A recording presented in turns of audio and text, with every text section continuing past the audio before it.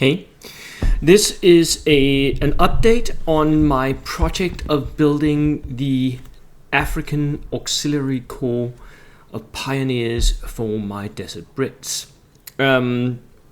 This is already one of my favorite little parts of my British Army for bold action, mainly because I bloody love kit bashing, and this is all kit bashing. So let me show you what I've done so far. I have the minis more or less ready to go for the painting table. More or less. There's a few little things that need doing, but I'll take you down and we can talk through the project so far. Right. I'll take you all the way down. That's it. That is it. Right. Right now, I have 12 African pioneers here ready to go. I'll show them to you in detail in a minute. I also have 2 armed dudes with rifles. These are going to be added as scouts or riflemen or whatever to the project. They're going to be added to my army. One of them is an Indian dude, and the other guy is a local guide, I guess. Now, all of this was built using these bits over here. So, most of the basis is this. It's the Perry Miniatures 8th Army Desert Rats. That has been the body of almost all of these guys except for the local guide. For him, I used this one. This kit is from Wargames Atlantic. These are the Wargames Atlantic Afghans. I could have used Perry Miniatures, but I didn't have a kit of those at home. I had a box of these lying, and I just, felt like using them for something. Other than that, I have a whole box of Rubicon stowage kits. So these have been really useful for like jerry cans and tracks, all kinds of stuff that the African pioneers could be carrying. I also have quite a few different backpacks from different kits. I think this one is Australian, perhaps. Maybe American, I don't know. These ones were they were gifted to me by very nice friends here in Denmark. So I don't actually know which kits they're from. But, like a road counter said, you use that one and maybe cut off the top 2 poles here. And I was like, okay, I'll do that. So these are, I think, Warlord Games kits, maybe. Then this has also been very useful. This is from Frostgrave. I had a few kits of Frostgrave, different bits and bobs, Frostgrave warriors lying around. And they had sacks that they could carry, right? Because Frostgrave is a game where you take treasure. So they had sacks of treasure they could be carrying. And they had ropes, huge coils of ropes. These have been really useful just for adding little extra dimensions to the miniatures. Things that I couldn't really get from the stowage kits and the backpacks.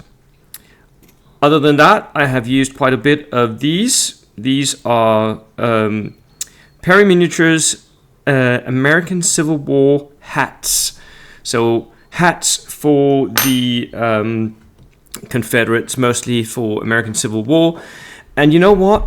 They actually fit kind of nicely on the head size of, I don't know if you can see that, the head size of the Desert Rats. Both the Desert Rats and the American Civil War is slightly smaller than Warlord Games and Wargames Atlantic models, slightly smaller, but they fit together really nicely. So I only had to scrape a little bit of some of the heads in order to fit a hat, and that was perfect for me.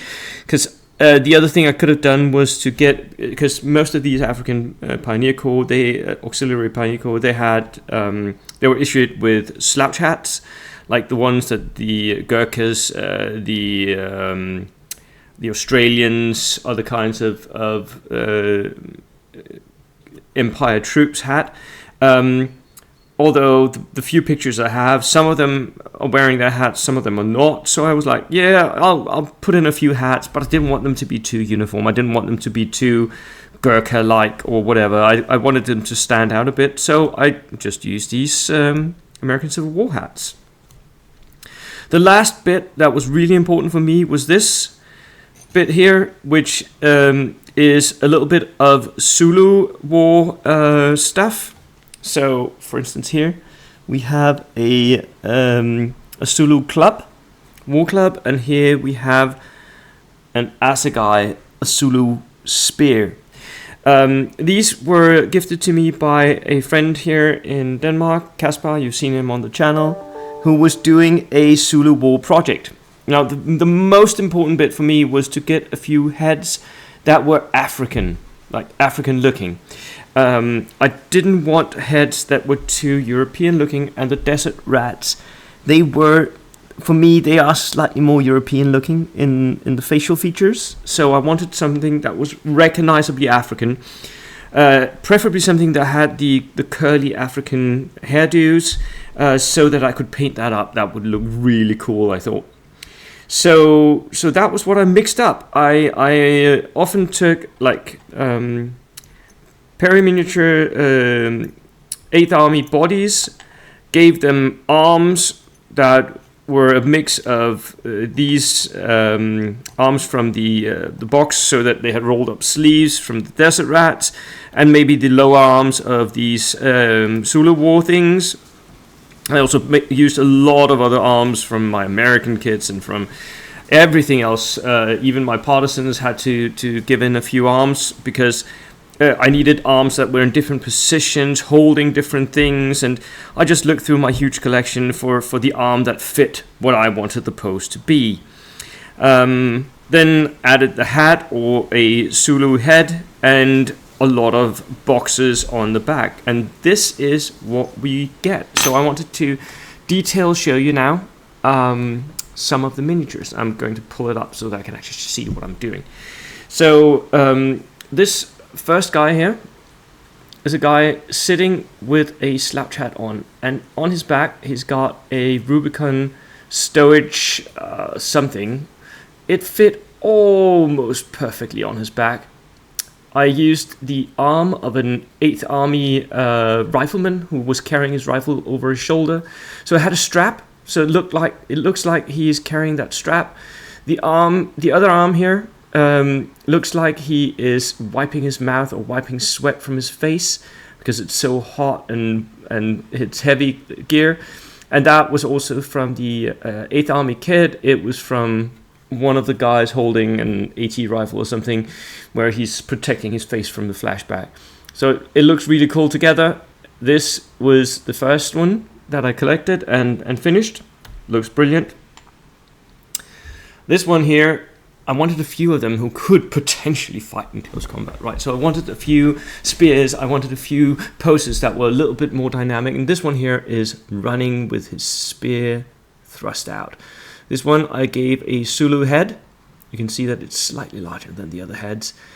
I gave him a spear. This spear is not an assegai, it's a spear from my Ancients collection, a javelin of some sort, but it works really well as well. It just had the right pose that I wanted for him to be thrusting with the spear, and then gave him a huge backpack because he needs to be carrying stuff. That's his purpose, right? These African auxiliaries were not really issued with weapons. I think perhaps because their white overlords didn't want them to learn how to fire rifles, but they were issued with assegai, some of them. So spears is a thing. Next one also carries a spear.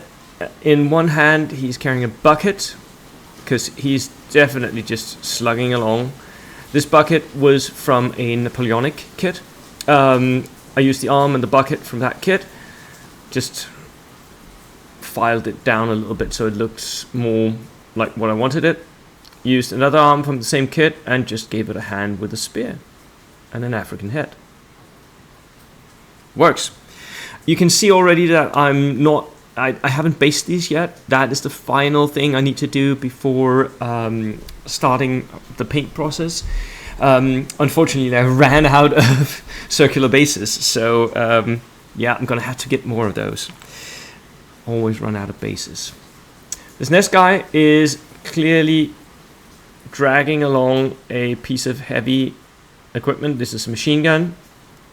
He's sitting down because he's so goddamn tired, or maybe he's just lifted it onto his shoulder and it's big and heavy. Again, I used an American Civil War hat just on an 8th Army British body and a large backpack. Then, this one I'm really proud of. It's turned out really dynamic. Here is a guy carrying 2 jerry cans. Look at that, he's swinging them along. He's just pushing his arms. I had to glue the jerry cans to the arms and then glue the arms to the torso. It was a fiddly process, but god damn it, did it turn out nicely. He's got, again, a huge backpack and a Zulu head. Next one here is clearly scouting ahead of the force. He is sitting with his assegai just slightly to his, he's resting his arms on his legs. Here he's scouting, he's looking. Again, Zulu head. Again, this spear is from my Ancients collection, and then there's a huge backpack here. This next one I'm also really proud of. He is carrying a box of ammunition, right? I'm sorry, my camera is turning a little bit grainy. I don't know if it's the lighting here. He's carrying a box of ammunition. The arms for this was 2 American arms that were rifleman arms. His backpack is from my Frostgrave collection. And then the box is, of course, an ammunition box from the Rubicon kit. Again, very lovely. I was really happy that I managed to get the arms to pose right to actually grip the box, which was a fiddly bit, but it worked out really nicely. Next one here carries a Zulu club and a jerry can on his shoulder. Again, it was just a question of getting the right arm, posing the hand in the right way, and I got an arm that could carry something on his shoulder, right? Works perfect.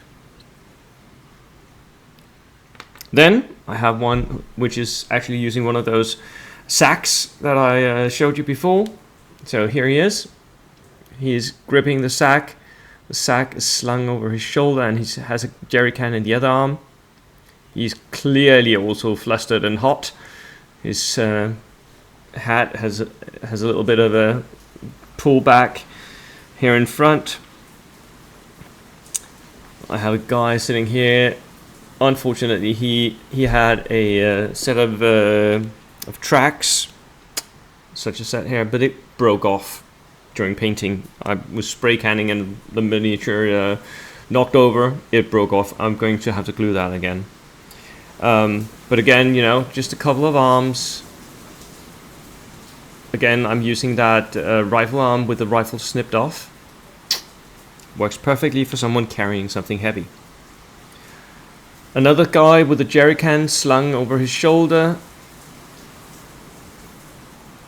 Again, this is a Frostgrave backpack I'm using here.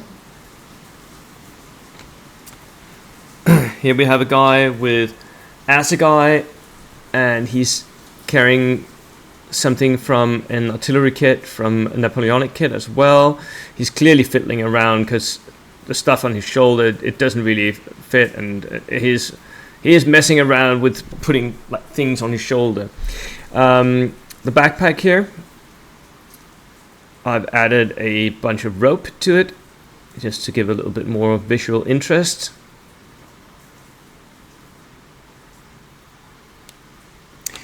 And then the final 2 guys were the riflemen. This one was perhaps the easiest one. I just took an Afghan, War Games Atlantic Afghan head, cut it a little bit down, and added it to a Perry Miniatures body and arms. And then I have an Indian firing his rifle. I already did this with a couple of guys from my Indian infantry platoon. I just felt like adding another guy once I had the Afghan heads out, and felt like having him just in case I wanted more riflemen in the African Auxiliary Corps. The final one is just bog standard, straight out the box, War Games Atlantic dude. I am a little dissatisfied with the head. It is a little large for the body here. But, you know, we need local scouts, Tuareg scouts in the desert in North Africa. So he's going to be painted up like one of those. So that is the project so far. I will keep you updated with the paint process and the basing and all of that. Thank you for tuning in, and I will see you later. Cheers.